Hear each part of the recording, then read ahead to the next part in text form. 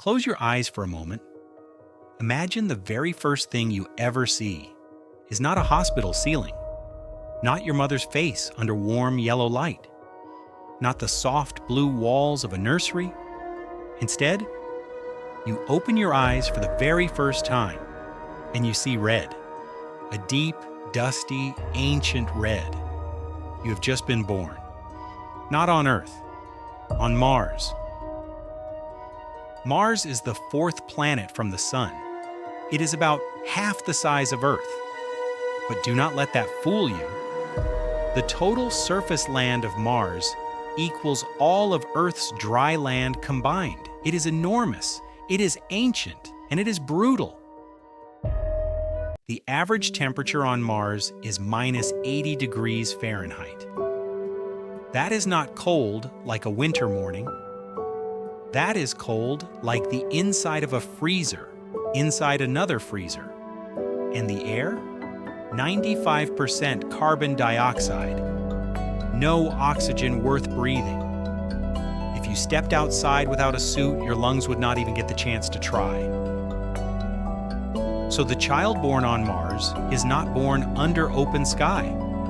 They are born inside a sealed dome, a pressurized world within a world.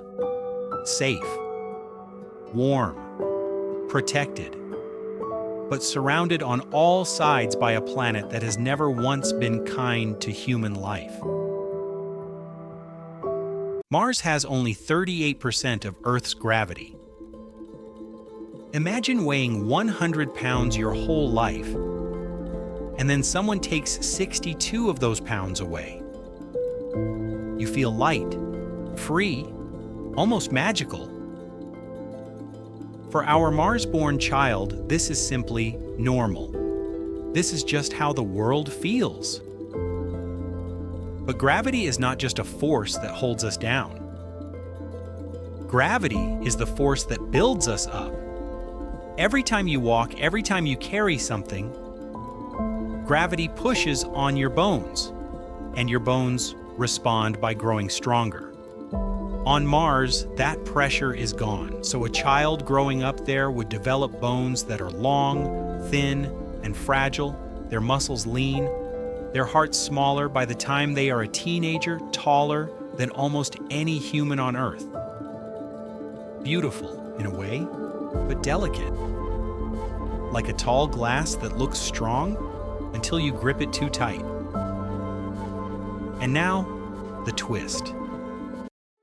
If that Mars-born teenager ever came to visit Earth, our gravity would hit them like a wall. Their fragile bones could fracture just from walking. Their heart would struggle to keep up. Their whole body, built for a lighter world, would feel like it was being slowly crushed. Earth would not feel like home. Earth would feel like a trap. They could visit, but they could never truly stay. A human being who can never come home to a planet they never even lived on. But gravity is not the only thing Mars does to you. There is something you cannot see, something you cannot feel, radiation. Here on Earth, we have an invisible magnetic shield that wraps around our entire planet. It deflects dangerous energy from the sun and from deep space. Mars lost that shield billions of years ago. Every single day on Mars, radiation hits the surface at the level of a full medical X-ray. Every single day. Over generations, scientists believed the human body would begin to adapt. Skin might grow tougher, darker, more resistant. The body's repair systems would become faster and smarter at fixing radiation damage. These Mars humans might develop a natural protection that we Earth humans simply do not have. One scientist said it clearly: after enough generations on Mars, these people would be so physically different from us, they might struggle to have children with Earth humans at all. A new kind of human, still human, but shaped by a different world entirely. But let us step back from the science for a moment and just imagine. what it would feel like to grow up there.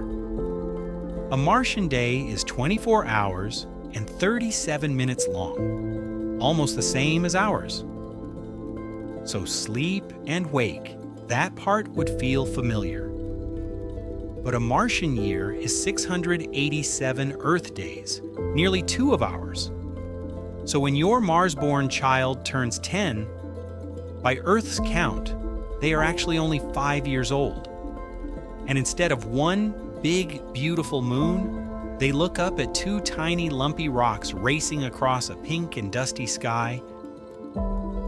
What stories would they make up about those moons? What songs, what myths? Would a generation born and raised on Mars think differently than us? Would their art look different? Would their dreams carry something we do not even have words for yet? We honestly do not know. And that might be the most beautiful mystery of all. So now our Mars-born child has grown up. They are an adult, tall, lean, a child of the red planet, and they decide they want to see Earth. The journey takes 7 to 9 months. They train hard every day during the trip, and then they land. The door opens, and the moment they step onto Earth's surface, gravity wraps around them like a heavy coat they were never meant to wear. Every step is an effort. Every breath feels thick and heavy. Their heart is working harder than it ever has in its life. They would need months of recovery just to walk comfortably, and for some of them, no amount of training would ever be enough. Their body was built for Mars. Earth was simply never part of the plan.